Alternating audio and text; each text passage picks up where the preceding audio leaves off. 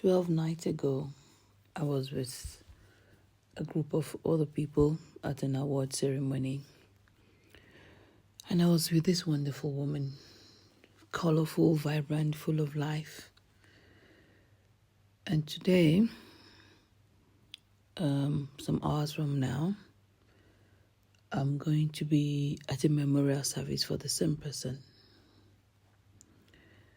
I find myself in disbelief again, second time this year, that she could be gone.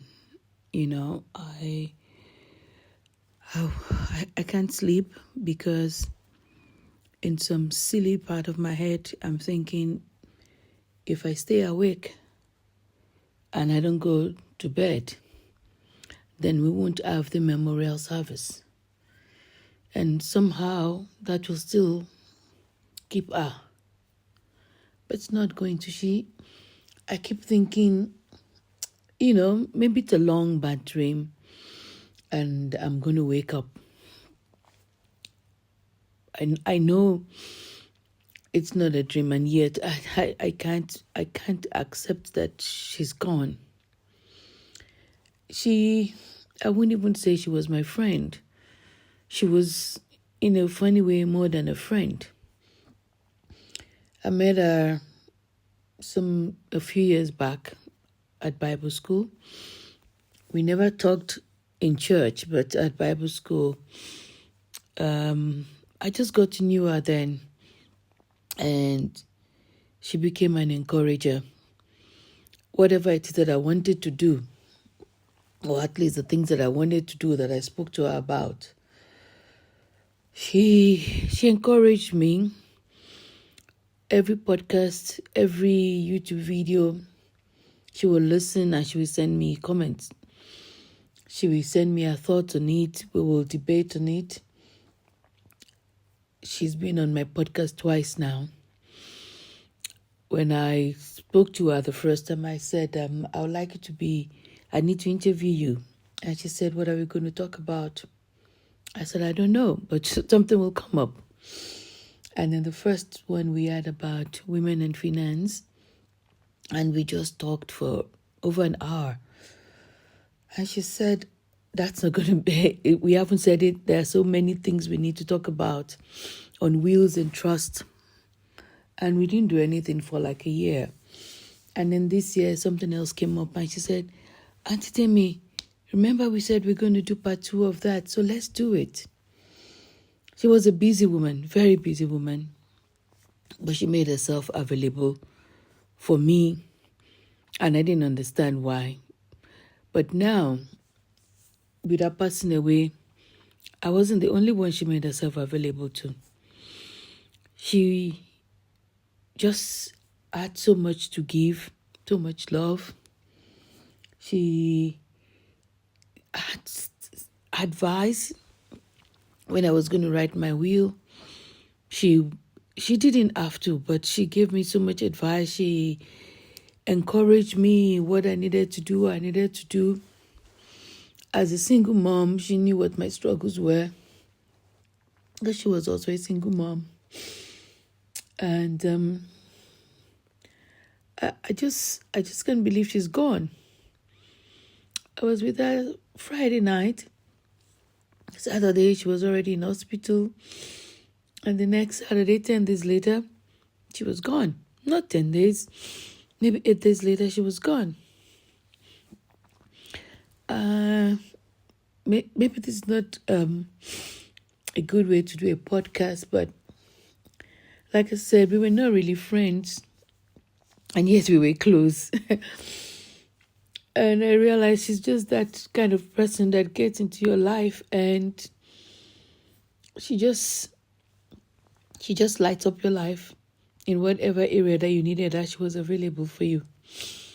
And there's no one I can talk to right now who's probably not feeling the same way I am.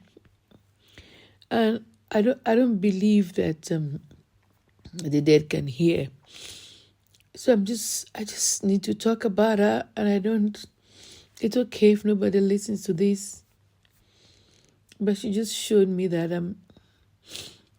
life is short, and you don't know where you're going to go. And you got to live your life to the fullest, but in a God ordered way. She wore bright clothes. She was always elegant. She was always elegant. I remember she cut her hair. She used to have these really nice weaves and braids and extensions. And the one day she came and she had lost so much weight and she was in shorts and she cut her hair. And I said, oh no, why? I said, it will grow. She was always enthusiastic, optimistic about something or the other.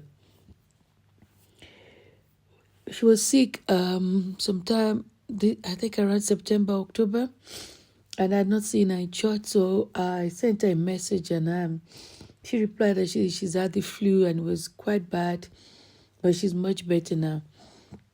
And I was going, oh wow, just chatting. I said, no, don't worry, because I know you're going to start worrying, but I'm fine. And I said, oh, I am a warrior. I'm a first child. I worry about everything. And she said, don't worry, I'll see you in church on Sunday. And I did see her in church on Sunday. 2 months ago, or was it last month, I told her my NGO, there was no donations coming in, and I couldn't get the sanitary towel that I donated. And she said, don't worry, I'm expecting some money. I'll send it to you. I'll send some money to you. And she sent some money to me, and we were able to make that month. I can't believe that she's gone. She loved God. She wasn't afraid to talk about Him anywhere, everywhere. I feel so bad now. I had a coffee date that I never made. It was, she was busy, or I couldn't make it. In her business, she found time for me. She found time for people. She was so close to her mom and her son. And I used to say, I could talk to her now. And she said, oh, I'm on my way to the Free States. Oh, she called me once and she was in bed. She wanted to interview me about something.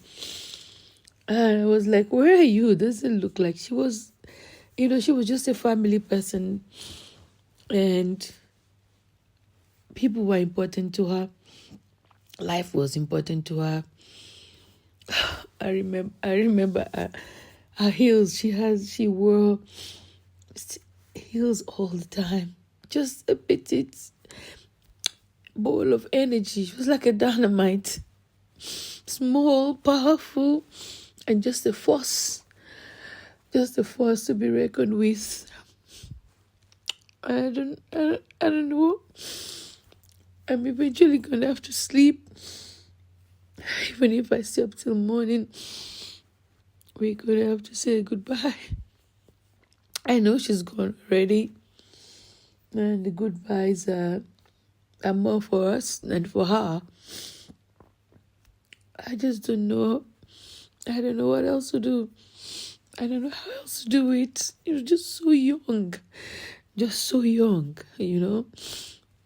Now she's going to, she would have been 45 on Friday. And now she's going to be buried on her birthday. I can't even say why. Because I just feel this is such a senseless, no logic to this, I think I would have found it easier to accept if there was a car accident, then the suddenness of the accident will make it more acceptable.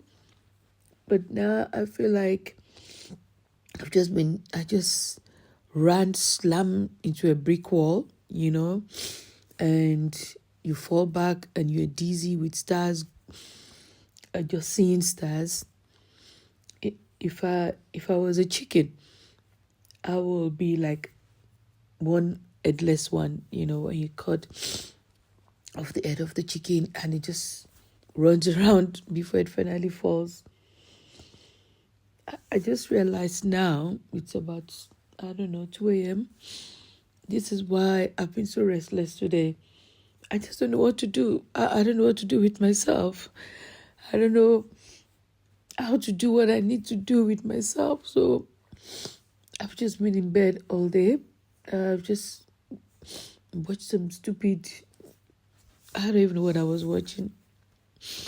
But I just want to say goodbye, Mathlodi. Goodbye, good night. I'm so glad I knew you. It was short. It was a short time to which I knew you, but you taught me quite a bit about life, even though I'm older.